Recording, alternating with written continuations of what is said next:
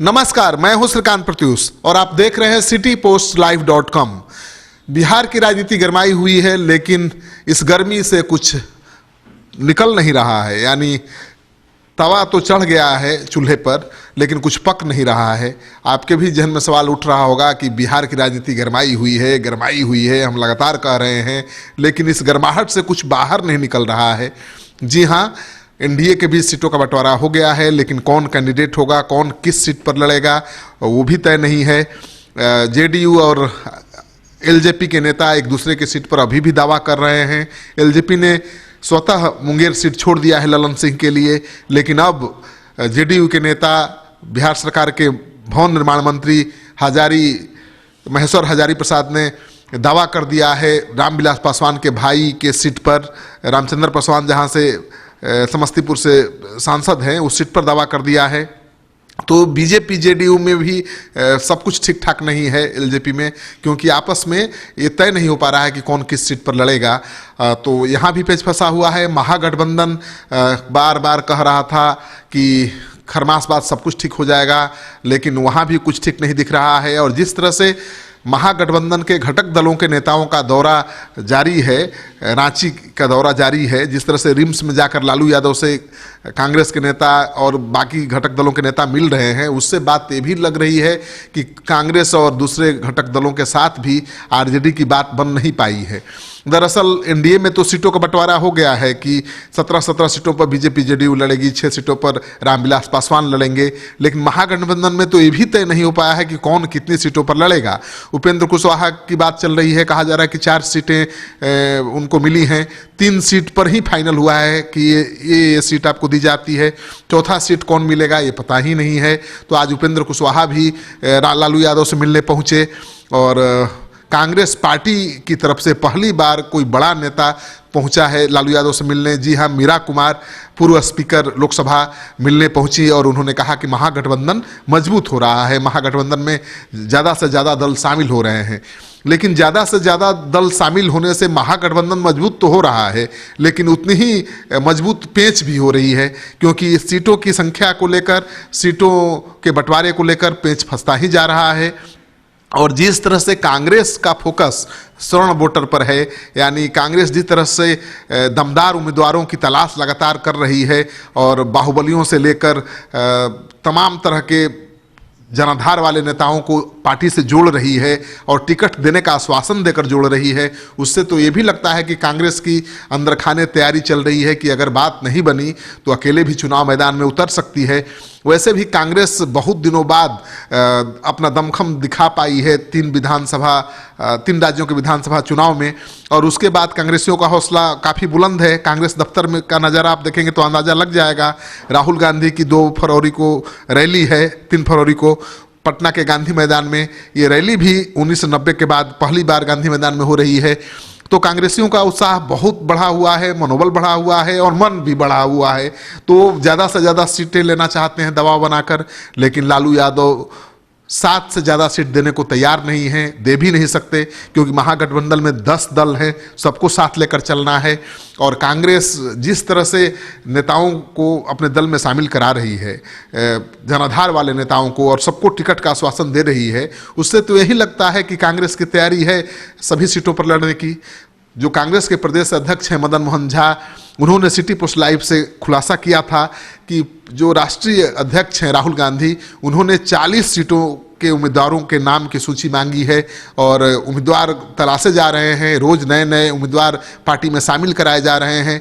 एक दिन पहले लवली आनंद शामिल हुई हैं, अनंत सिंह 27 तारीख को शामिल हो सकते हैं, ऐसी चर्चा है। हालांकि वो तो ऐलान भी कर चुके हैं कि कांग्रेस के उम्मीदवार होंगे मुंगेर से।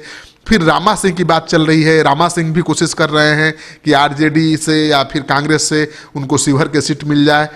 तो एक सीट पर महागठबंधन के घटक दलों के उम्मीदवार, 2 उम्मीदवार, 3 उम्मीदवार नजर आ रहे हैं।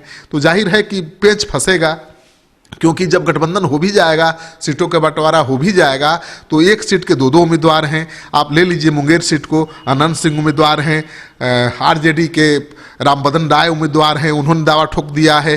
फिर तीसरे उम्मीदवार अरुण कुमार हैं, जो कह रहे हैं कि कांग्रेस ने उनको आश्वासन दे दिया है।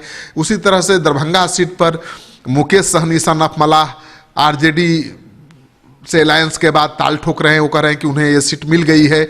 वहीं कीर्ति आज़ाद कह रहे हैं कि कांग्रेस से उनकी बात चल रही है, कांग्रेस के उम्मीदवार होंगे दरभंगा से।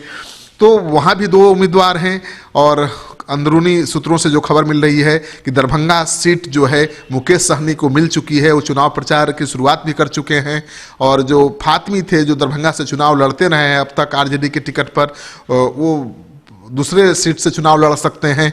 तो काफ़ी पेच फंसा हुआ है सीटों के बंटवारे को लेकर और उम्मीदवारों की महत्वाकांक्षा भी काफ़ी बढ़ी हुई है, क्योंकि पहली बार महागठबंधन में दमखम दिख रहा है। ऐसा लग रहा है कि मोदी लहर नहीं है और महागठबंधन मजबूत है। तो ऐसे में कांटे का मुकाबला होगा महागठबंधन और एनडीए के बीच। कौन कमज़ोर है, कौन ताकतवर है, ये कह पाना किसी के लिए आसान नहीं है। तो कांटे का मुकाबला है और ऐसे में महागठबंधन में ऐसे उम्मीदवारों की संख्या ज़्यादा हो गई है जो चुनाव लड़ना चाहते हैं, क्योंकि जब जीत की संभावना ज़्यादा हो तो दावेदारी भी बहुत ज़्यादा बढ़ जाती है।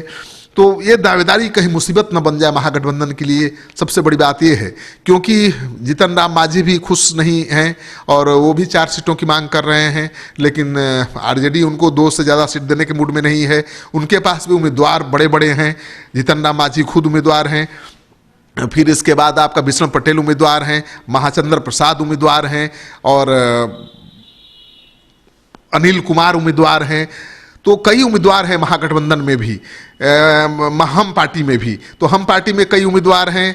रालोसपा की सीट फाइनल हो गई, लेकिन अभी तक कांग्रेस की सीट फाइनल नहीं हुई है और कांग्रेस में 1 दर्जन से ज़्यादा तगड़े उम्मीदवार नजर आने लगे हैं।